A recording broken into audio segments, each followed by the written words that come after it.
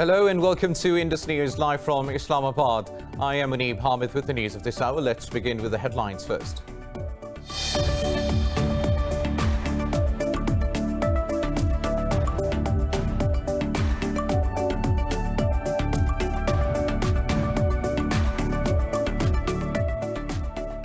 Pakistan says occupied Kashmir and the Palestine disputes are the United Nations' most glaring and long-standing failures.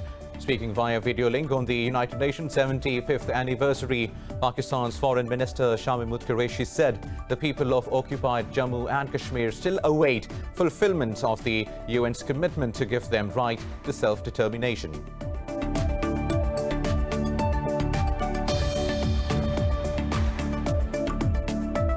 The Pakistani army says its soldiers have been martyred in cross-border firing from Afghanistan. Military's media wing, the ISPR, says 24-year-old Sabir Shah embraced martyrdom as the army's post in Bajaur sector was targeted. He said Islamabad has been consistently raising the issue of border management with Kabul to avoid use of Afghan soil against Pakistan.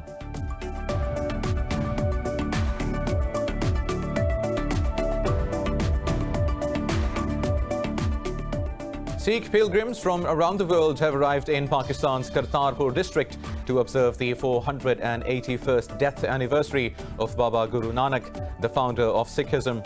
The Sikhs Managing Committee says despite requests by Islamabad, India did not allow Sikh pilgrims to come to Pakistan to attend the event. Pakistan opened Kartarpur corridor for the Indian Sikh pilgrims as a peace gesture on the 550th birth anniversary of Baba Guru Nanak.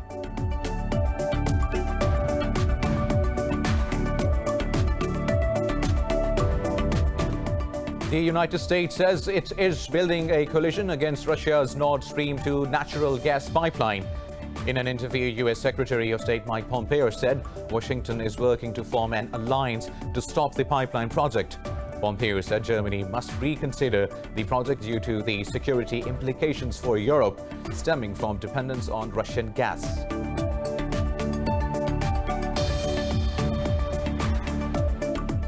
India's coronavirus caseload has surpassed 5.5 million after registering over 75,000 infections in the past 24 hours.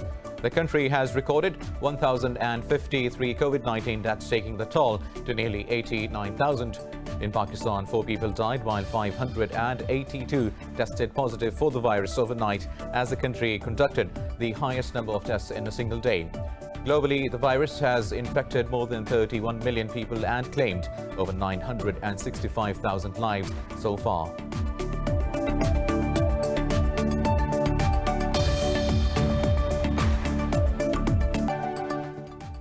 News in detail after a short break. Stay tuned.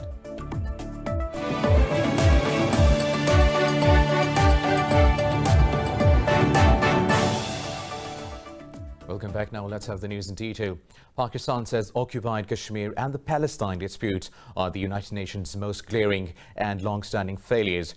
Speaking via video link on the United Nations 75th anniversary, Pakistan's Foreign Minister Shamim Qureshi said the people of occupied Jammu and Kashmir still await fulfillment of the United Nations' commitment to give them right to self-determination. Qureshi said today the United Nations is derided as a talk shop and its resolutions and decisions are flouted. The foreign minister said international cooperation, especially in the Security Council, is at its lowest. He pointed out the very forces that led to the Second World War, racism and fascism, have transformed into rising xenophobia and Islamophobia.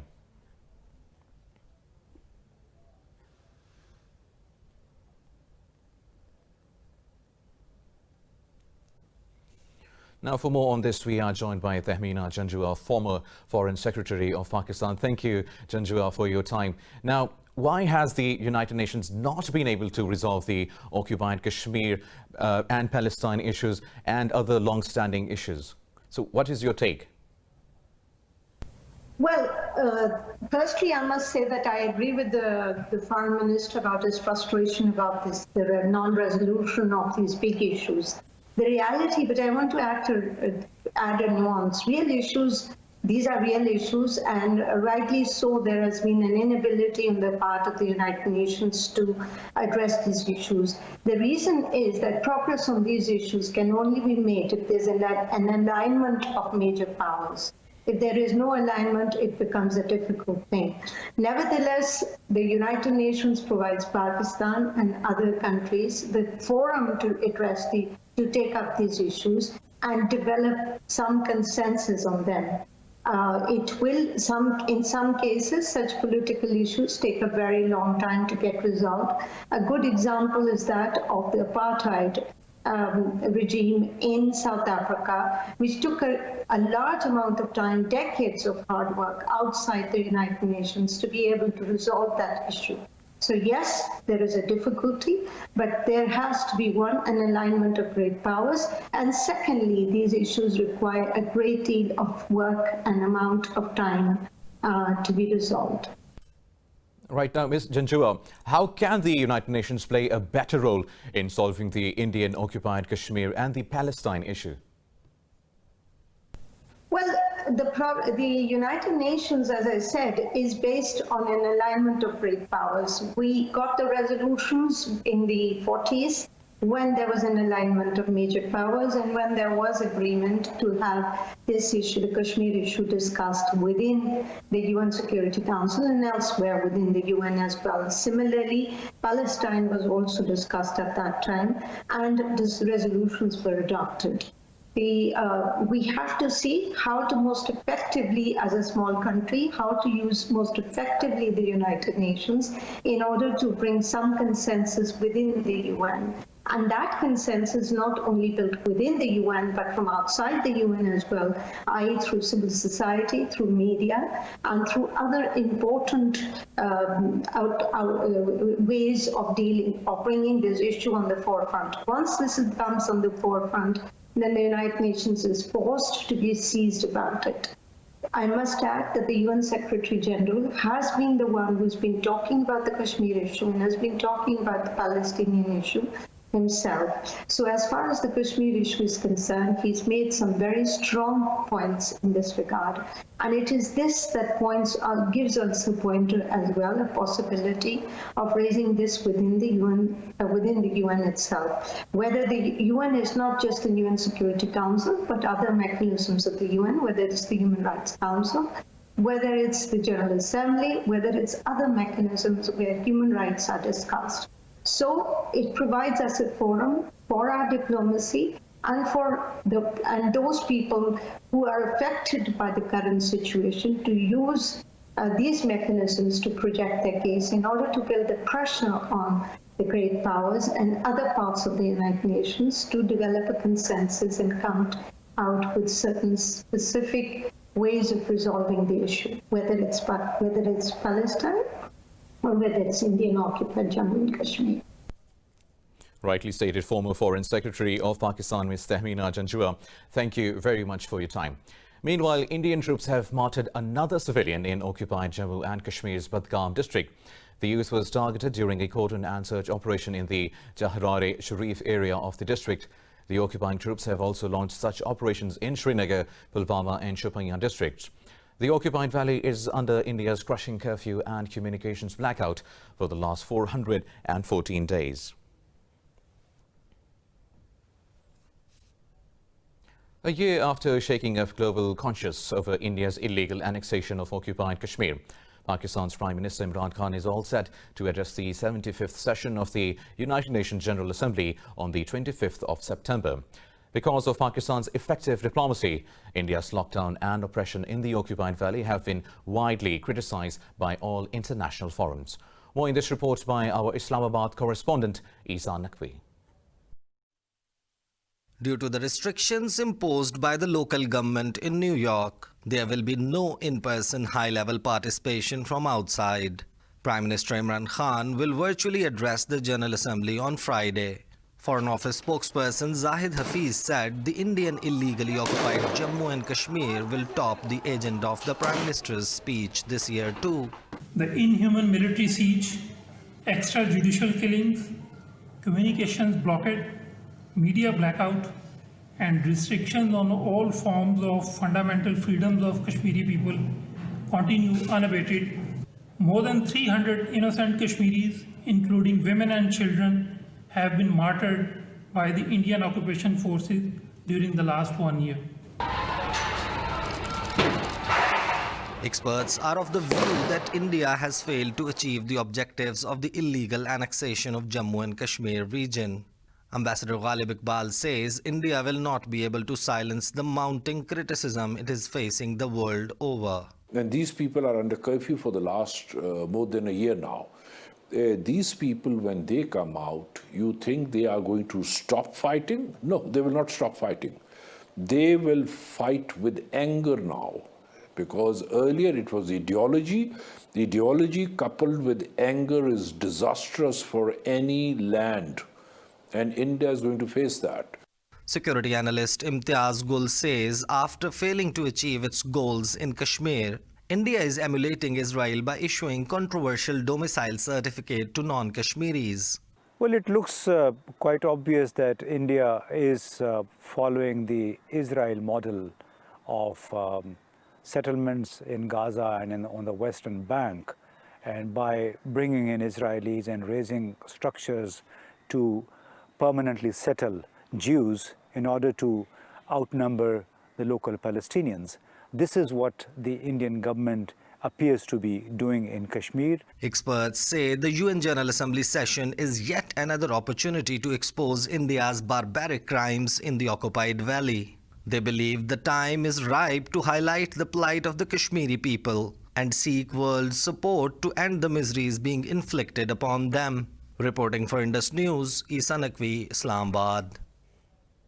Now, the Pakistan Army says its soldiers have been martyred in cross-border firing from Afghanistan. Military's media wing, the ISPR, says 24-year-old Sabir Shah embraced martyrdom as the army's post in Bajaur sector was targeted. It said Islamabad has been consistently raising the issue of border management with Kabul to avoid the use of Afghan soil against Pakistan. Earlier this month, the ISPR warned the violent incidents on both sides of the border are aimed at derailing the Afghan peace process. It said both countries deserve peace and progress and will defeat all spoilers together. Now, Sikh pilgrims from around the world have arrived in Pakistan's Kartarpur district to observe the 481st death anniversary of Baba Guru Nanak.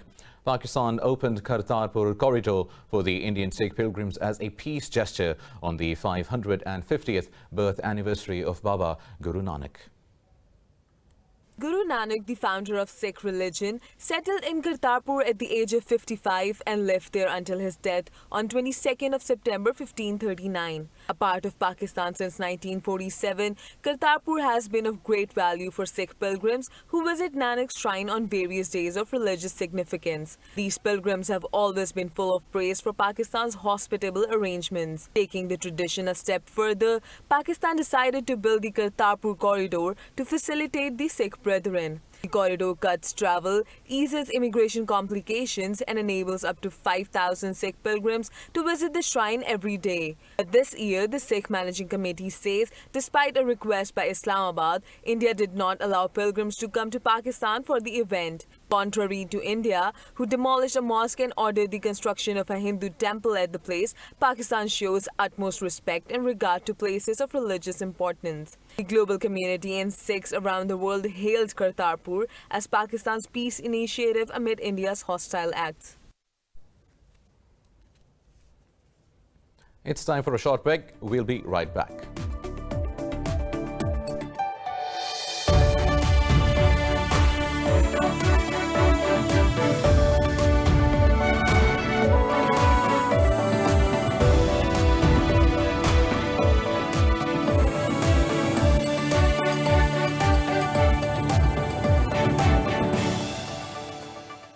Welcome back now. The Sikh pilgrims from around the world have arrived in Pakistan's Kartarpur district to observe the 481st death anniversary of Baba Guru Nanak. Pakistan opened Kartarpur corridor for the Indian Sikh pilgrims as a peace gesture on the 550th birth anniversary of Baba Guru Nanak. Now we are joined by our correspondent Isa Naqvi from Kartarpur. Isa, please apprise our audience, what is the significance of this event in the Sikh religion? The 22nd of September, it marks the death anniversary of the founder of Sikh religion, Baba Guru Nanak Dev Ji, and this is basically, it is known as Jyoti Jyot, and is observed for 3 days at this time in the year, and people from the Sikh religion and Yatris from not just Pakistan, from across the globe, they have arrived here in Kartarpur Sahib to attend the events and activities in connection with the death anniversary of Baba Guru Nanak Dev Ji. But we know that, and we have informed our audience earlier as well, that India did not allow Sikh Yatris from across the border to cross inside Pakistan and attend these events. Right, Isa, also apprise our international audience. How does the Sikh community feel about India, who completely denied its Sikh citizens their religious right to attend this anniversary at Kartarpur? Munib, it's not for the first time that it has been done by India. We know since the very beginning in 2018, when Prime Minister Imran Khan's government announced that it is going to open up the Kartarpur Sahib area and going to convert it into a corridor where in the Sikh Yatris from across the border, which is on my left side, they can come and pay homage to the founder of the Sikh religion, Baba Guru Nanak Dev Ji, who spent last 18 years of his life exactly in this area. But ever since then, India has been creating bottlenecks regarding the timeline, the budget issue, the design and structure of the very place where I'm standing. The mausoleum, the building of the mausoleum remained untouched, but the other area has been constructed. Then for how many Sikh Yatris should it be made? How many Sikh Yatris should be allowed? On each step, we know there had been bottlenecks created by India.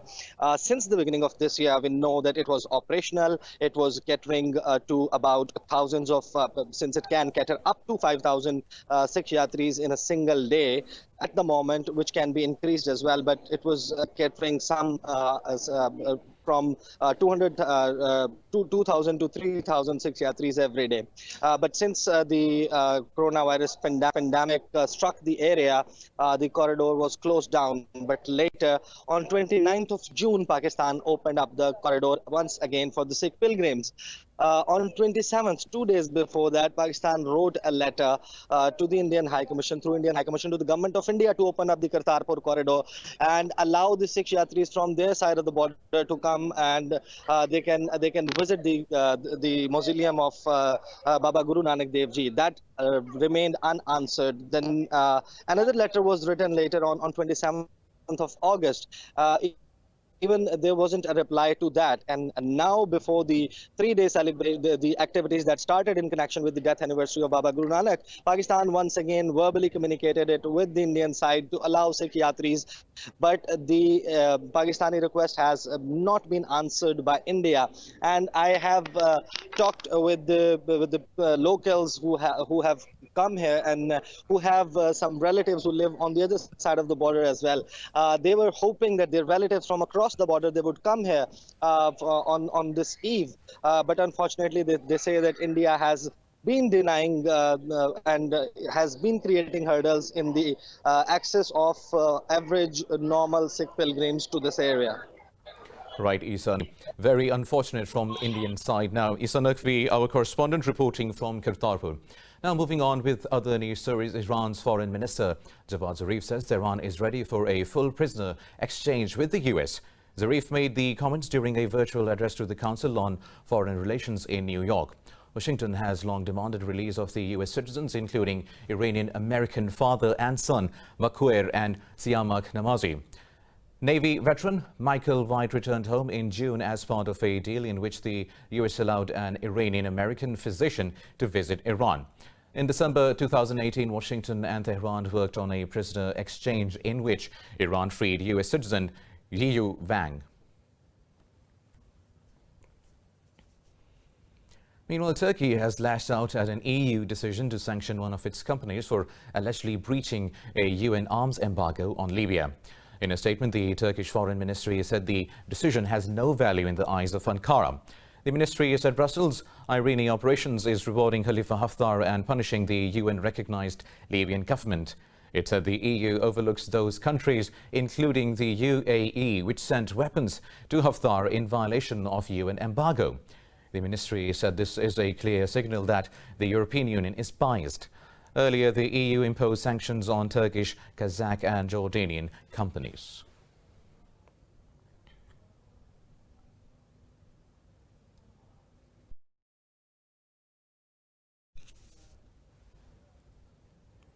Now, US President Donald Trump says his administrations will not approve the sale of TikTok if China's ByteDance maintains any control.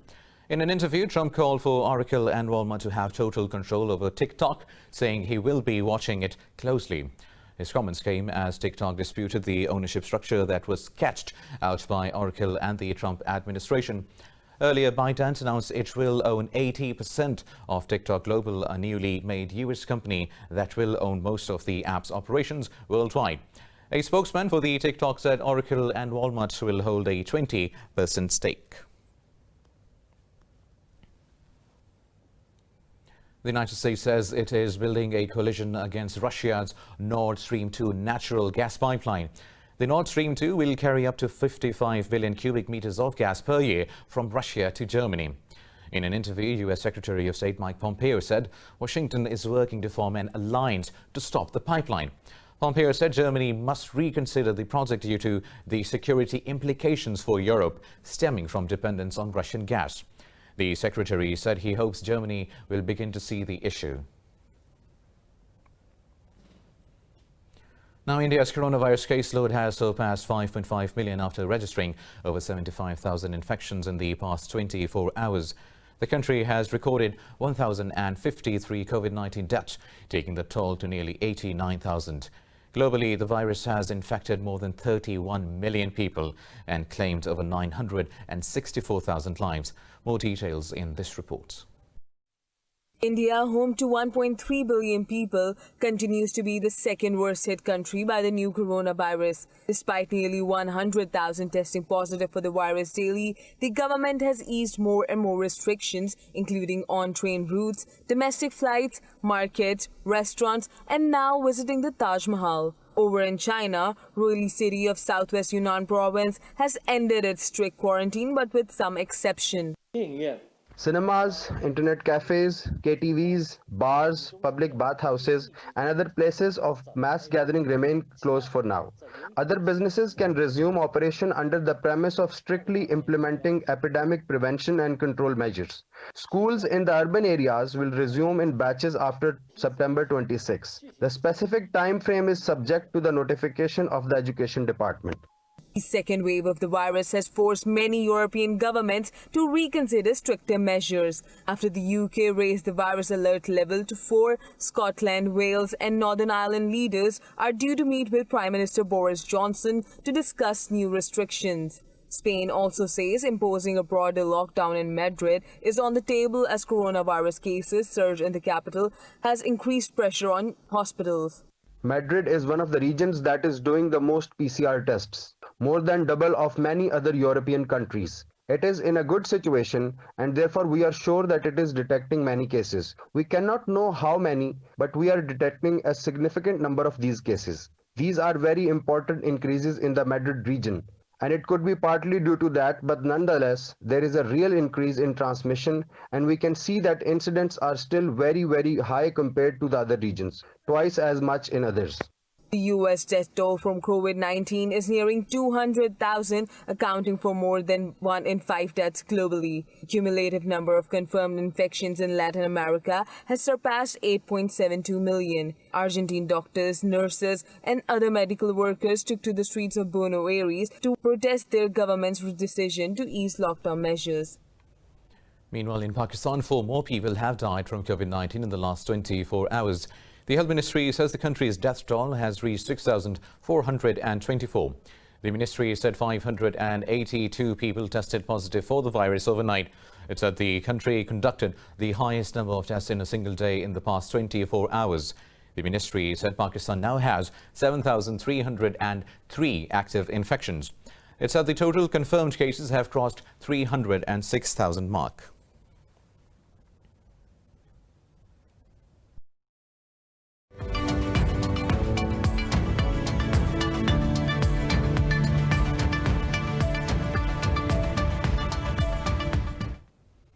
Now, European stocks are cautiously higher. London shares have rebounded slightly from their worst sell-off in more than 3 months as investors awaited details of new lockdown restrictions. European stock 600 is trading more than 0.5% higher. London's FTSE 100 has gained marginally. In Italy, the FTSE MID has added over 0.5%.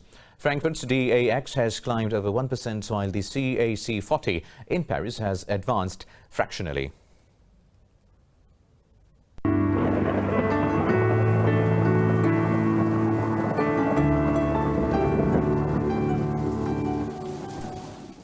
And now let's have a look at the weather updates across the globe.